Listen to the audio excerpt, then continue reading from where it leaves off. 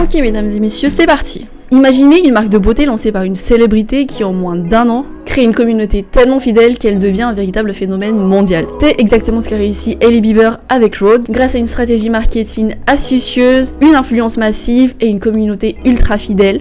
Elle a su faire de cette marque un véritable phénomène. Mais alors comment? Restez avec moi, on explore tout ça. Salut, c'est Minou, je suis graphiste et brand designer et sur cette chaîne, je vous parle du pouvoir du branding à travers des études concrètes. Si ce type de contenu vous plaît, comme d'habitude, pensez à vous abonner, c'est gratuit, c'est rapide et ça me soutient beaucoup. Commençons par faire un petit topo du coup sur la marque qu'on va analyser aujourd'hui qui est Rhode. Rhode est une marque de cosmétiques lancée en 2022 par Hailey Bieber qui depuis le départ ne se contente pas d'être une simple marque de cosmétiques. La marque a pour véritable promesse des soins minimaliste, accessible et surtout portée par une esthétique qui fait rêver. En moins d'1 an, elle a réussi à s'imposer sur un marché ultra compétitif. Mais alors comment une marque si jeune a-t-elle réussi à se démarquer? Voyons ensemble ce qui se cache derrière ce phénomène. Ce qu'il faut savoir, c'est que dès le départ, Hailey savait exactement ce qu'elle voulait. Elle ne cherchait pas seulement à vendre des produits de cosmétiques, mais à offrir un véritable style de vie. Il se veut minimaliste, espiègle et surtout accessible. Rhode est bien plus qu'une marque, c'est un mode de vie qui parle directement aux générations qui sont en quête d'authenticité et de simplicité. De manière générale, la marque cible un public jeune de 18 à 34 ans, une cible qui est connectée,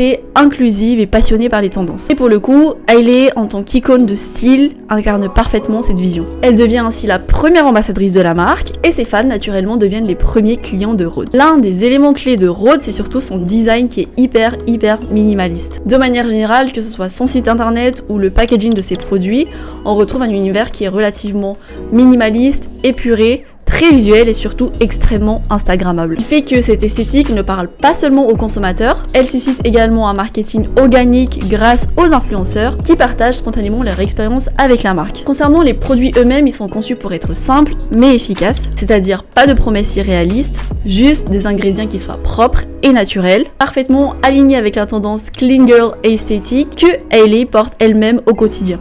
C'est donc la combinaison parfaite pour séduire un public jeune et soucieux de la qualité. Une autre grande force de Rhode, c'est sa capacité à exploiter les tendances et l'influence. Prenez TikTok par exemple, qui n'a jamais entendu parler de la fameuse glass skin. C'est un terme qui a littéralement pour le coup été inventé par l'influenceuse et par la créatrice de la marque qui est Hailey Bieber. Et le concept a été tellement popularisé par Hailey que c'est devenu un phénomène viral et mondialement connu. C'est bien plus qu'une simple tendance de beauté aujourd'hui, parce que c'est devenu un storytelling visuel qui incarne le désir de transparence et de perfection, qui sont aujourd'hui un levier hyper puissant pour la marque. À côté de ça, n'oublions pas évidemment les campagnes stratégiques réalisées par la marque, comme notamment la campagne Strawberry Glaze avec Krispy Kreme, qui met un peu un jeu de mots on va dire entre la marque et l'entreprise de donuts. Encore le fameux smoothie créé exclusivement par l'influenceuse donc Hailey Bieber pour la marque Airone. Ces partenariats mélangent nostalgie et modernité et résonnent profondément avec les consommateurs, ce qui permet de renforcer l'image de Rhode comme étant une marque incontournable. Je l'ai déjà dit dès le départ, mais Rhode n'est pas juste une marque, aujourd'hui c'est une véritable communauté. Je pense notamment aux pop-up que la marque a organisés comme celui de Coachella, où ce ne sont pas uniquement des événements commerciaux,